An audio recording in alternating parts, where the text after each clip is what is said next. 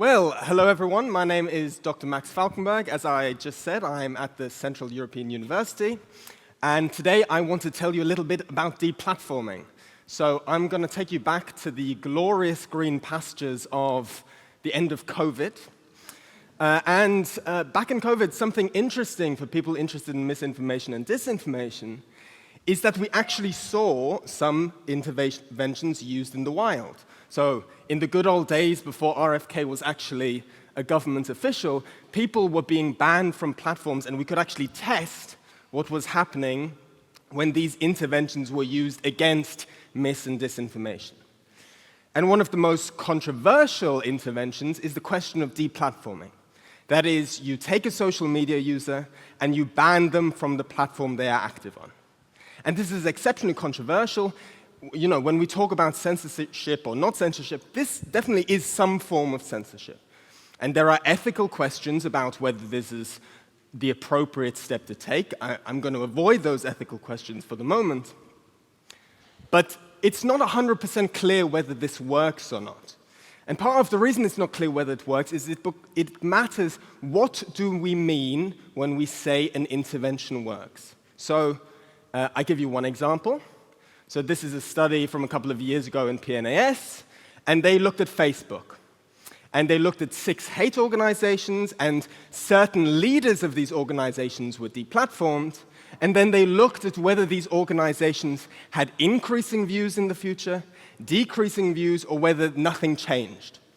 And actually, across these 6 organizations, they found that if you removed the leadership, then the view counts on these specific platforms went down. Okay. Looks like it works. On a single platform like Facebook, you remove the leaders of a hate organization, and the consequence is that viewership goes down. But this is a problem. There's something missing in this picture, and the problem is that platforms are interconnected. It is the internet, not just the Facebook. There is Facebook, there is Twitter, there is Instagram, there's the New York Times. All these sites are connected to each other in an intricate web where people move between these platforms. And the one big concern about deplatforming has always been that if you take someone off Facebook, they're going to go somewhere else. They don't disappear. If you put them in jail, you know they're in jail. But if you take them off Facebook, they will go somewhere else in the internet, and we don't know where that is. And one of the most prominent examples of this happening was in early 2021, so you will remember the January 6th riots when Trump lost his first election. And one of the things that happened following the riot is that Parler, that is a sort of microblogging site like Twitter, was shut down. Sorry, it wasn't shut down, but it was removed from the Play Store by Google, from the App Store by Apple. And what this study did, it looked where did the users of Parler go following this shutdown of access to the site. And what this study found is actually deplatforming these users did not reduce fringe social media use. So just because individuals stopped using Parler, it did not mean that these individuals stopped using other fringe social media platforms. So this is pointing to the sort of interconnected nature of misinformation and disinformation and hate speech on the internet. So this is kind of the broad framing I'm interested in. And now we wanted to look at this in a little bit more detail. One of the problems with this study, this was done by Manuel Ribeiro, who's now at Princeton. It's a really fascinating study, and it used Nielsen tracking data. But the problem is they couldn't look at the individuals in detail, and they couldn't look at the content that these individuals were engaging with.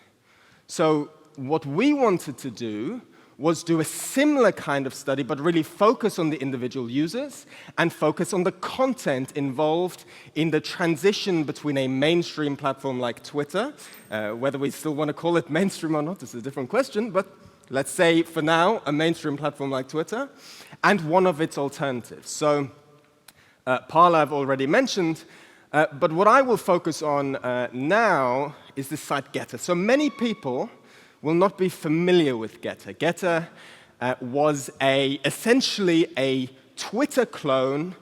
It looks exactly like Twitter. You've got your news feed, you have profiles, you can post, you can reply, you can repost or retweet, something like that. And to all intents and purposes, this was a clone of Twitter. Now, this was founded by a guy called Jason Miller. Jason Miller was a communications advisor to Trump. He was there for the first Trump election. He was there for the first Trump failure. And just before the most recent election, he joined Trump's team again in the communications department. And he started this platform with a wide range of investors. And this really served to support the US right, the MAGA community in the US, as an alternative to Twitter, where many people were being deplatformed. Now, why am I focusing on Getter? It's a bit niche, not very many people use it, many people haven't heard of it. Well, the reason I'm focusing on it is because Getter tried to cheat. What do I mean when I say they tried to cheat? Well, the problem with all new social media platforms is they have no users. And people don't want to join their site because they already have a reputation somewhere else. On Twitter, I have my 1,000 followers, which I paid an app for. But on Getter, I don't have any yet, so I would have to go pay to get my 1,000 followers. And likewise, for the many eminent academics in the room, if you want to join Getter, you're going to have to start from scratch. You're not going to be able to use the reputation you've already built up. So the interesting thing Getter did is they let you import your Twitter profile.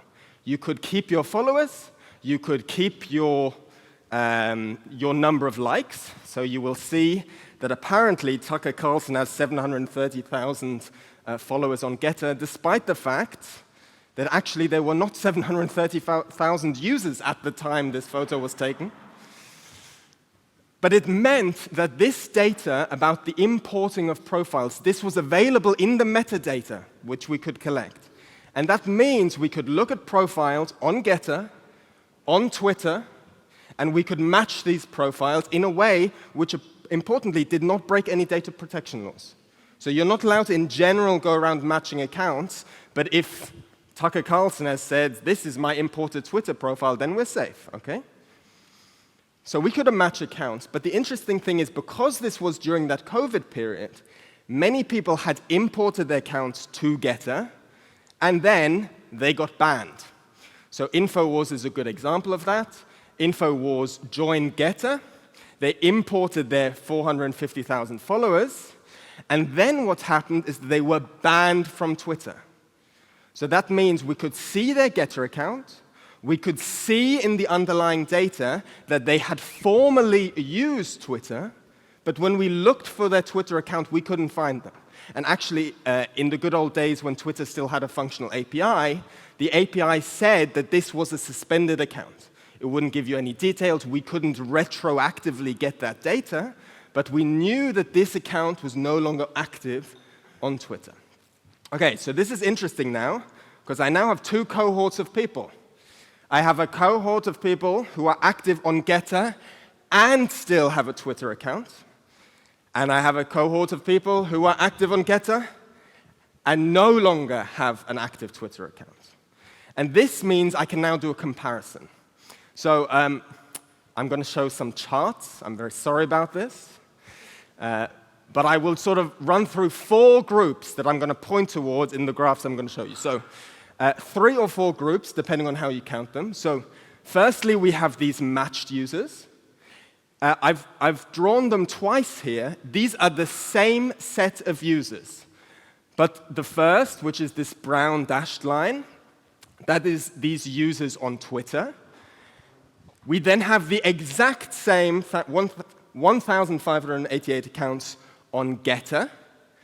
We then have 450 accounts which we know were previously active on Twitter, but have been banned from Twitter. And all of these different accounts are accounts which have been verified on Getter, so they are the people leading the discussion on this platform. And then we have a very large number of accounts who are just the sort of normal accounts on Getter, not verified, no information about their Twitter activity. And really, this is the bulk of activity, but this is very, very hard to study. So we really focused on these 2,000 accounts which led this discussion. Okay, so these are the 4 groups I want to study. And now let's just look at some basic statistics. So these are the average number of daily registrations on Getter.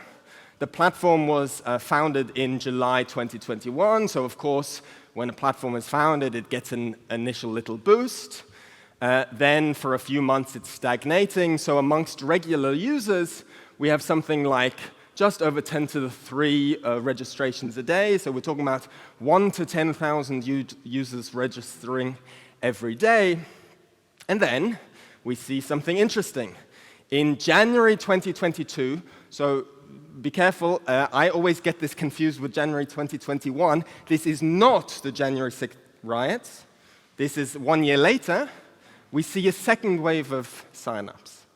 And now the question is, why do we see a second wave of signups? It's because Marjorie Taylor Greene was deplatformed from Twitter. That wasn't specifically that Marjorie Taylor Greene was deplatformed.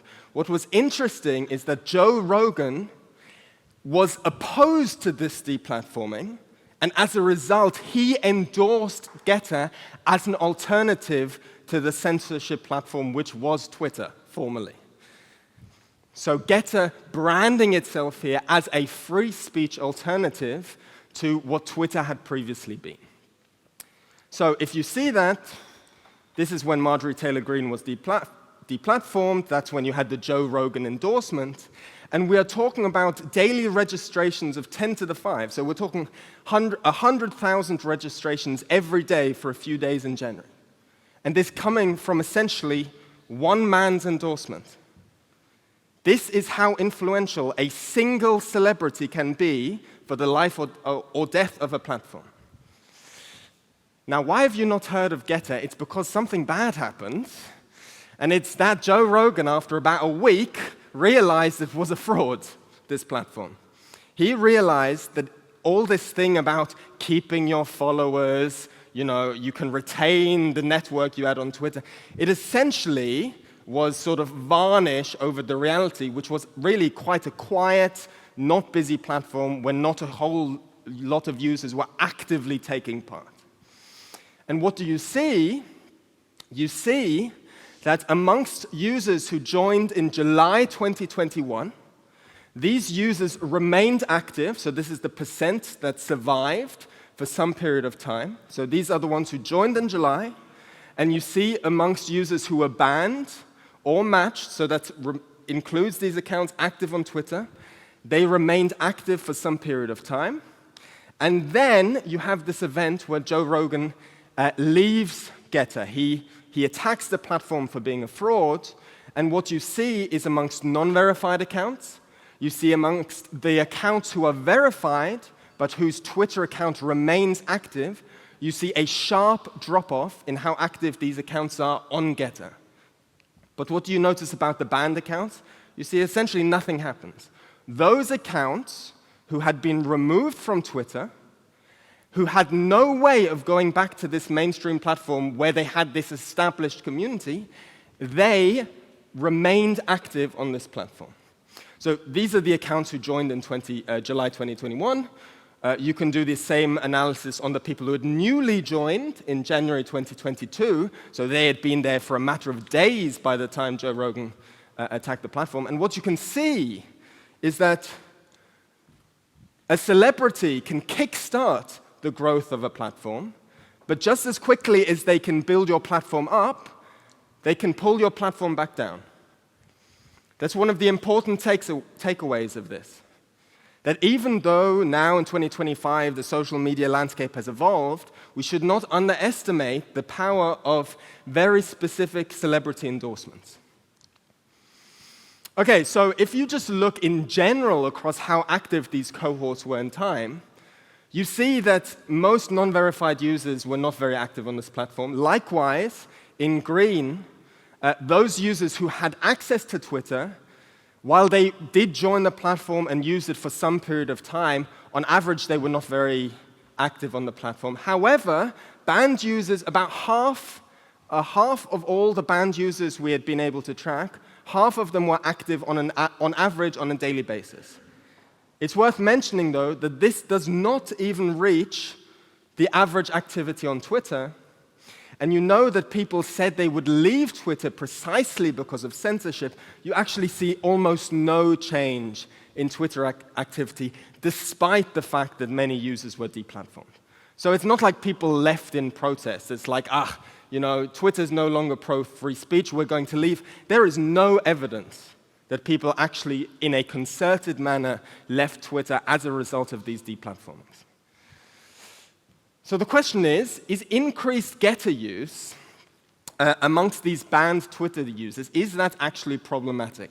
Now, this comes to this question I started with, which is that whether or not we say an intervention works or not depends on what our metric is.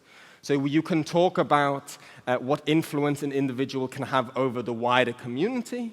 You can talk about whether they are exposed to specific content that might radicalize them.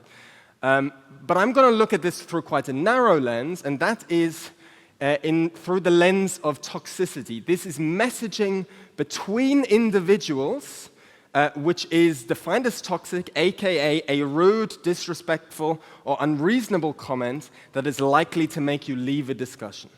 So these are the kind of the ad hominem attacks that are classic on Twitter, where someone messages you and says, "You're a Soros-funded academic, what do you know about reality?" And what we try to do is classify the content on Getter and Twitter to get a feeling for how the toxicity of this content changed between those users who were banned and those who remained active on Twitter. And one of the things you notice is that these anonymous accounts who are not verified, they are consistently by far the most toxic in their activity. But you'll notice that in January, it says December 2021, but January 2022, there was a reduction in this toxicity, and this coincides with the influx of new users. So there were actually many users who joined this platform who, in a sense, were comparatively moderate, who very quickly realized the cesspool, which was Getter. They immediately left, and those users who remained were, again, relatively toxic.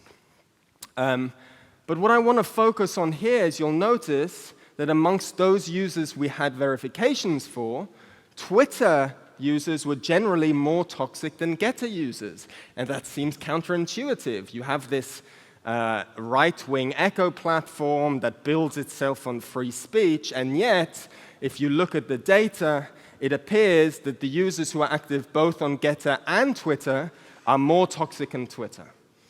Why is that?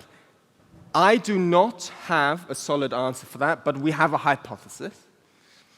And that is that actually Twitter is not an echo chamber. It is a community of diverse political beliefs. Whether or not you like the nature of the interaction, there is a big difference between a platform that has diverse political beliefs where people can interact with each other and a platform where you only have views from one political persuasion.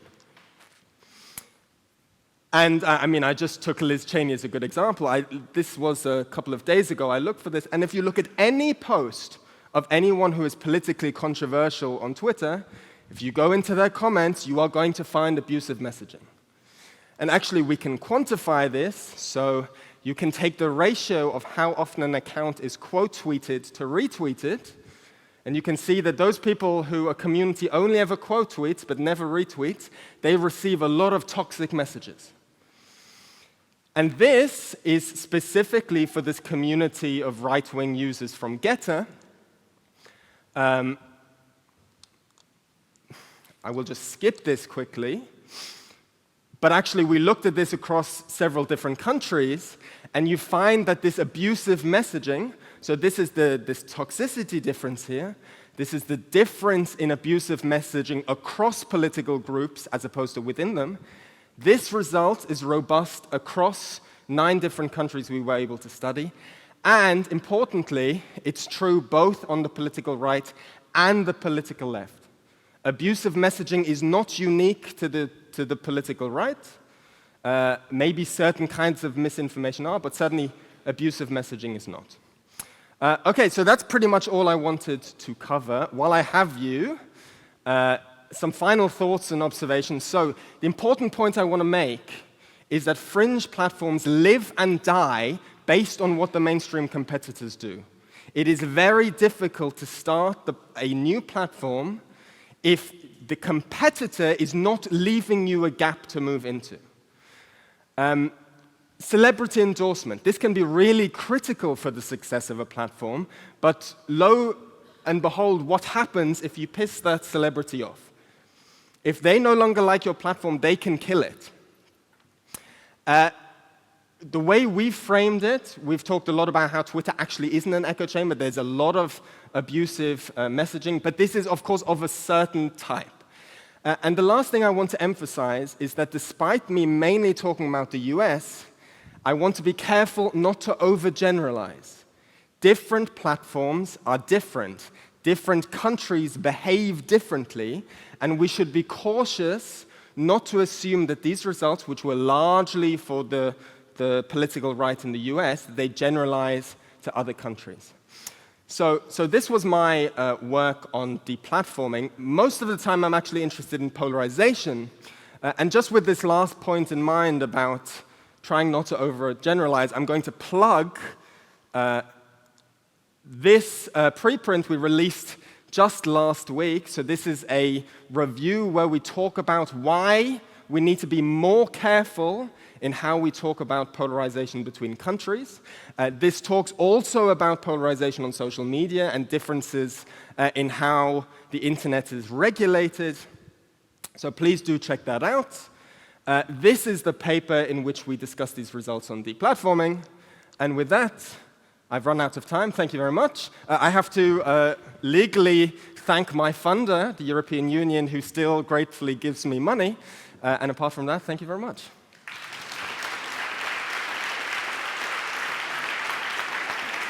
Fascinating discussion. I'm sure there will be lots of questions. Yes. Sorry, wait. For the mic. Oh.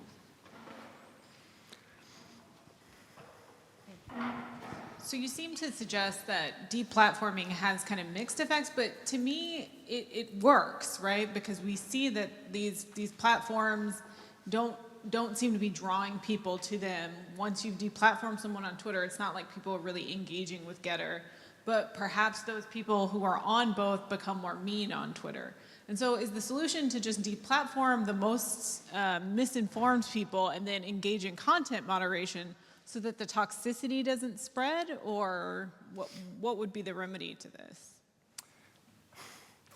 This is a good question, and I'm going to use the academic's typical defense, which is, this is a question for policymakers. In all seriousness, you say, the way you described it just there is to say it works, because we clearly see that there's a transition to Getter, but Getter is not able to build some momentum and survive. I would frame it differently, which is to say that whether or not it works depends on the lens you choose. If that is the lens you care about, then absolutely, deplatforming is an effective strategy in that sense. But when we talk about something like radicalization, for instance, we're talking about the 1% of the 1% who are likely to become the most violent, the most dangerous. And then, this large scale of analysis of thousands of people is pretty useless. And the question is, do we really want these people to be living in little corners of the internet where we can't see what's going on? I mean, you think it's hard to regulate Twitter? It's much easier to regulate Twitter than it is some random message board that you've never heard of that's hosted in some country outside the European Union. So I guess the point I would make is that we need to not lose sight of the interconnectedness of the internet. We need to not lose sight of what our target intervention is trying to achieve. And if regulators can agree what the end goal is they are trying to reach, then we can talk about whether the intervention is effective or not. But we often talk about something being effective while losing sight of exactly what are we trying to achieve. That's a complete cop-out answer, but I hope that answers kind of my view. Can I ask a follow-up really quickly? Or no? Maybe let's diversify first, but actually we're on good time, so we can come back to you later. Okay. The gentleman in the back.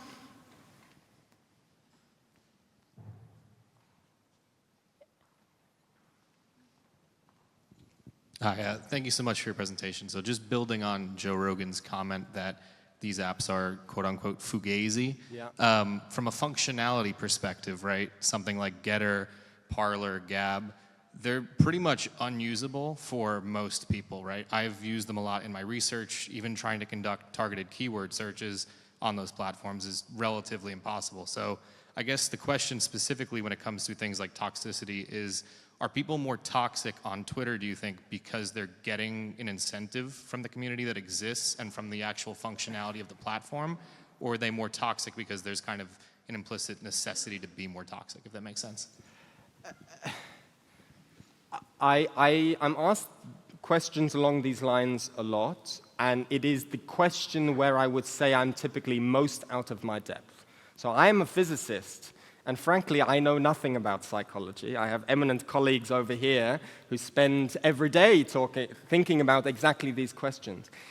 And the truth is, when I study a platform like Getter and I'm looking at these migrations, I'm thinking about the migrations of hundreds of thousands, if not millions of people, and I don't see how me as a physicist can make any sensible statement about the psychological motivations for this shift.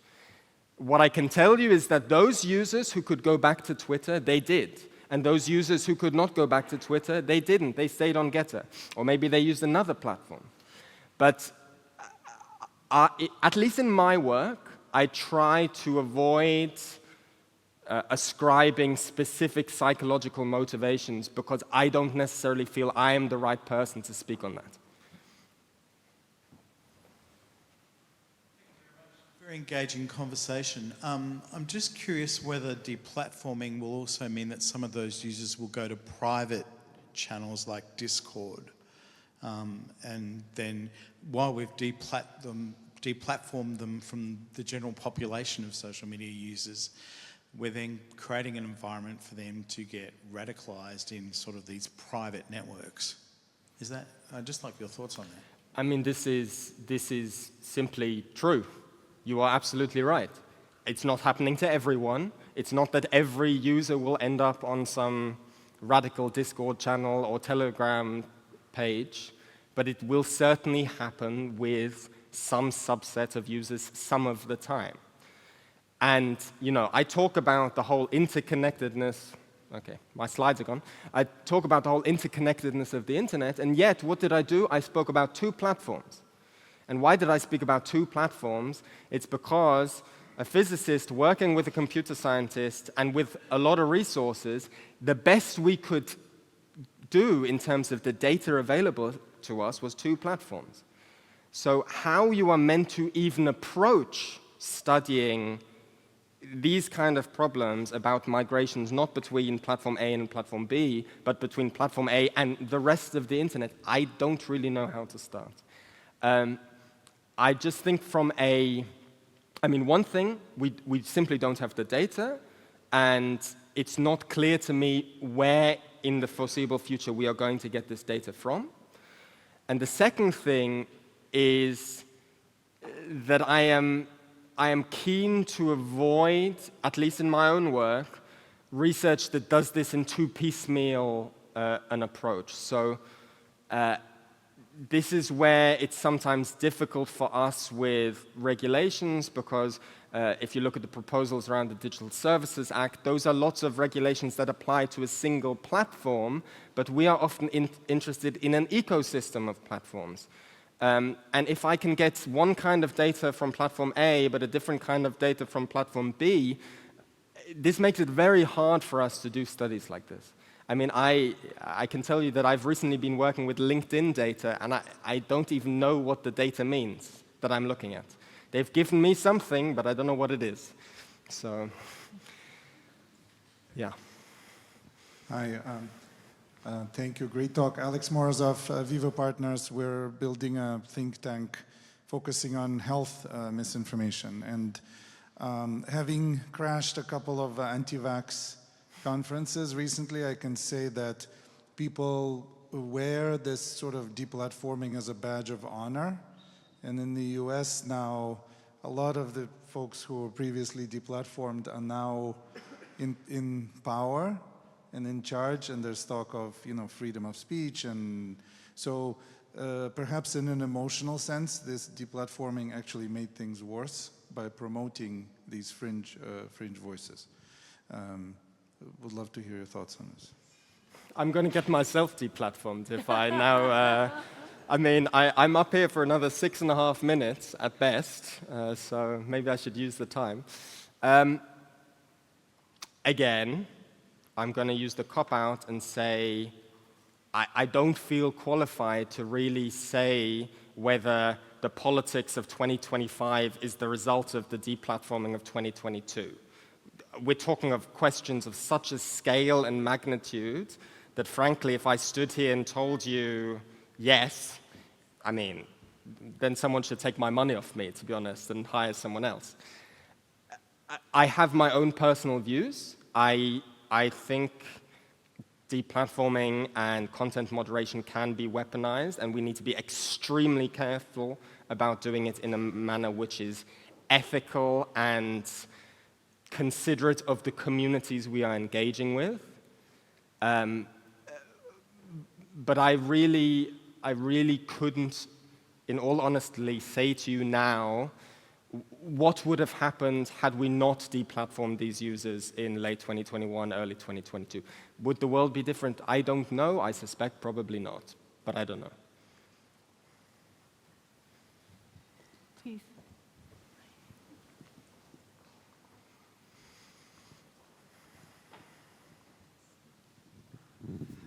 I wonder if you have considered as additional research the idea that a lot of people left Twitter voluntarily at various points in time because something hit their limit in terms of the disinformation, the harassment, or whatever the situation was when Elon Musk bought it, et cetera. And those people, I recall, because I was on Twitter from like 2008, and built up a pretty good following for a nobody, that there was a lot of consternation about where to go because of where do you get the same network effect. And so people migrated to multiple platforms, which of course dilutes your impact and your ability to even manage that.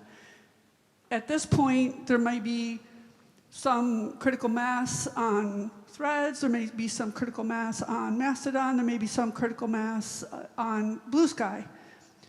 But there's no critical mass that matches what we had on Twitter. And so the question is does that work? In other words, what I saw, continue to see, and which is very disappointing to me, to people of principle, is that they are maintaining shadow accounts on Twitter.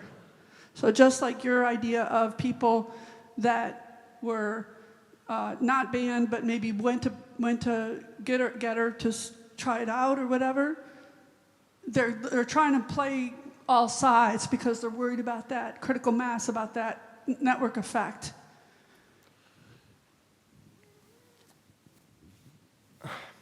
So does leaving work? In other words, let's look at a positive. You know, when you see a situation of disinformation or harassment or whatever, does leaving work if you don't don't really leave? I understand the point you are making. So I guess, I mean, I come from a background in physics, specifically in network science. If you go back in the history of network science, for those people who are familiar with it, many of the earliest problems that were studied were problems of first mover advantage. You know, one person or platform starts to gain traction, they are the first in this field, they agglomerate all this attention, and then once you've established this playing field with one dominant player, shifting this balance is extremely difficult. And what you then have is a collective action problem. You have thousands, if not millions, of individuals who may want to make a different choice. They may want to leave Twitter, move to Threads, move to Blue Sky. But the problem is this is a collective who do not agree on what they would like from an alternative. My current boss/mentor, he's very passionate about privacy and about decentralization. He was very keen on people moving towards Mastodon. But Mastodon, due to its decentralized nature, had lots of issues with the barrier of entry, needing to choose which server you're going to use, these kind of issues.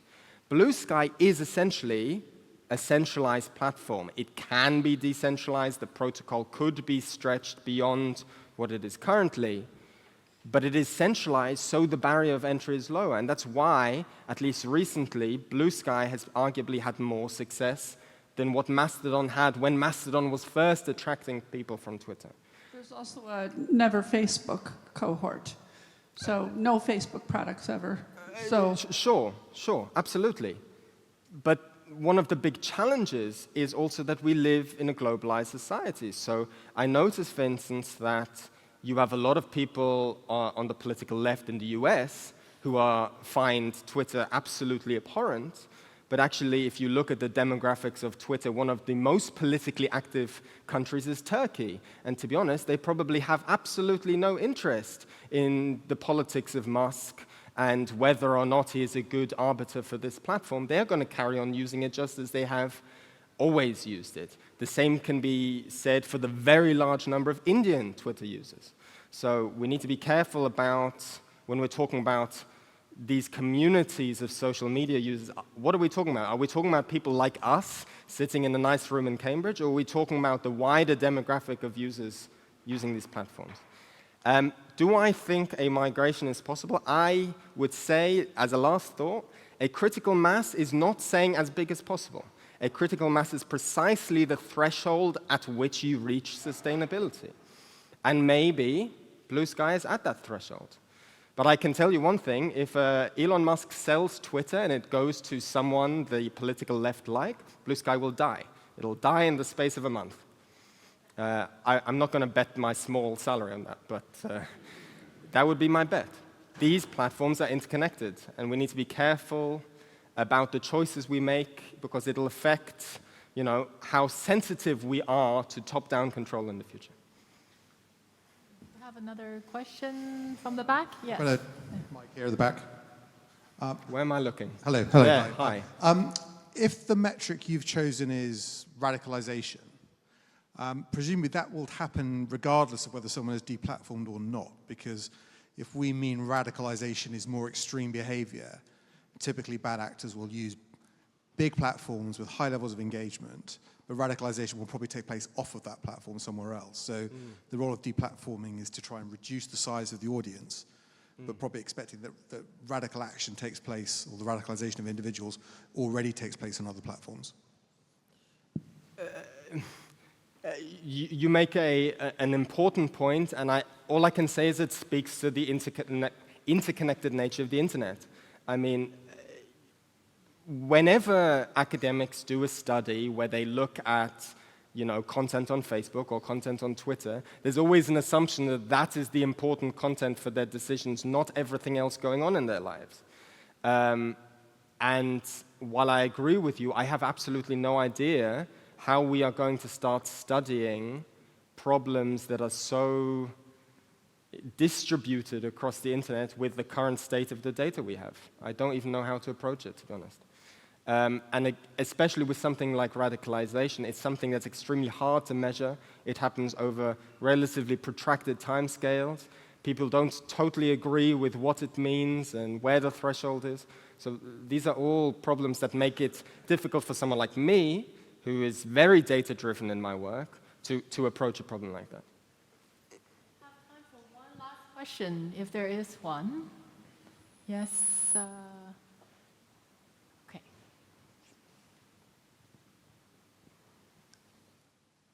A lot of the kind of public calls for deplatforming on social media come from politicians and are driven by people who I would say grew up in a pre-internet era. And their understanding of deplatforming is different. It comes from a different sort of era, particularly on the left in the UK, where deplatforming was pretty effective for tackling the far right in the 70s and 80s. I think that a lot of people wouldn't understand. A lot of those people are in power now. They're driving regulation now. I don't think they understand what you're talking about.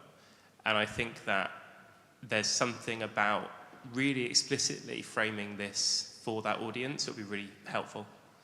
I say this as somebody who works with those kinds of policymakers. I talk about this, they don't, this is, I think, I talk about it theoretically, you have data. I think understanding that audience and their kind of background and presenting it to them would be of interest. More of a statement than a question, sorry. Thank you for the statement. I spent 3 months working in the Houses of Parliament for what do you call them? I've forgotten the name of them. The panels of politicians on an issue. A select committee. Working for a select committee. And I experienced exactly this. I tried to bring in data, and I found it very difficult to tailor messages to this community. And all I can say is just from a personal point of view, I send my paper to someone like Alan for an event like this precisely because I'm interested in affecting policy. Because I can tell you my physicist colleagues generally don't come to events where you have to wear a suit. This is the second time in 12 years I've had to wear a suit, so for a non-wedding, that is. So, business, I don't know what that means, to be honest. That's why I didn't wear a tie. So thank you. Thank you so much. It was brilliant, brilliant presentation and discussion.